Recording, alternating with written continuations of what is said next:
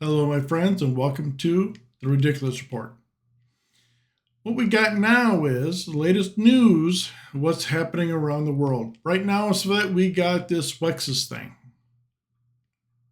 What is it? Well, let's talk about it. Think Brexit, but drier, like a bagpipe solo in a desert.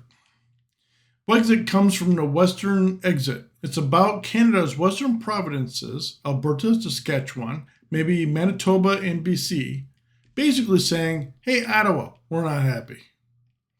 They feel ignored, especially over pipelines, oil taxes, and resource rules.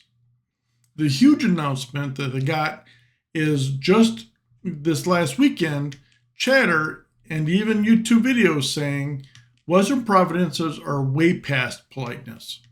Reports claim 33% of Saskatchewans and 36% of Albertans people are ready to vote now on leaving Canada. That's more than a cheesy suggestion. It's like someone shouting, I want out at a hockey game. Now, this isn't brand new. Back in 2019, politicos were grumbling after Trudeau won, talking about the pipelines being blocked, farmers being squeezed, Western voices, basically being felt that they were drowned out and nobody cared about them. That snowballed into Wexit, Alberta, and a push for separation. Now, polls are quieted a bit, but sparks are still there. They're still glowing hard. Organizations like the Maverick Party, formerly Wexit Canada, have tried going political. Providential groups like Wild Horse Independent Party and Buffalo Party of Saskatchewan exist. Though mainly fringe with a few seats, still symbols and petitions are flying. Recent polls say only 29 to 36% support leaving Canada, meaning most want to stay. But half the voters of Alberta would back a referendum if signatures, about 177,000, are collected. Premier Smith's government even made it easier to hold that referendum. So what's going on?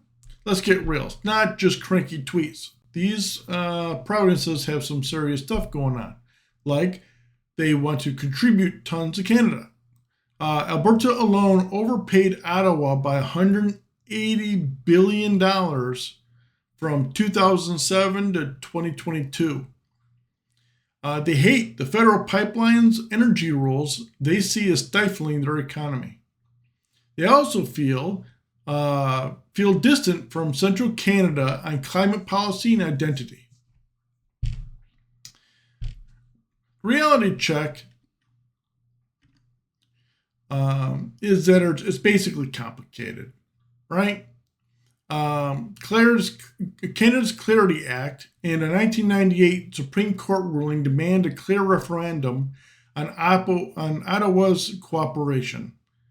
The Indigenous nations, like Treaty 8 chiefs, are saying, hold on, their treaty rights must be respected. The economists warn separation could scare off advancement, hamper trade, and complicate logistics, right? So you're saying you've got folks saying let's bail. Others are serious Canadians craving reforms. Premier Danielle Smith isn't calling for an exit, but she's opening the door with referendum rules. Meanwhile, the Alberta Prosperity Project is lining up signatures to push for a vote. So they're not happy. All right. Now, here's an interesting one. Really, actually.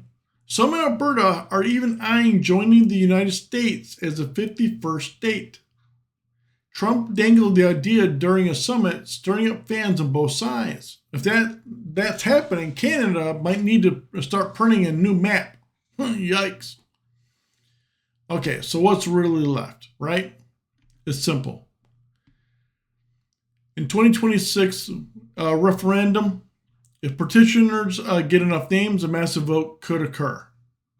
Federal talks, the PM Carney is trying to hold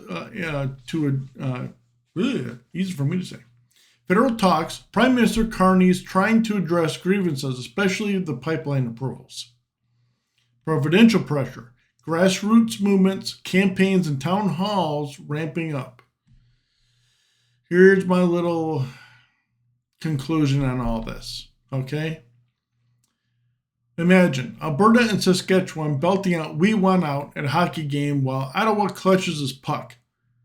Some folks are fed up with sending cash and getting climate strings in return. Others just want a fair say, or at least to be heard. But walking out of Canada is like ripping off your pants in the middle of Detroit and expecting not to feel a wee bit of a breeze. Can it be done? It can be done, yeah, but it'll sting. So no, Wexit's not happening tomorrow, but it's a bubbling, brewing, making headlines, and for some, it's serious enough to keep calling for petitions and fire up referendums. The next few months, big. The decision, huge. And the tension, you can practically taste it like deep fried butter tart in the air.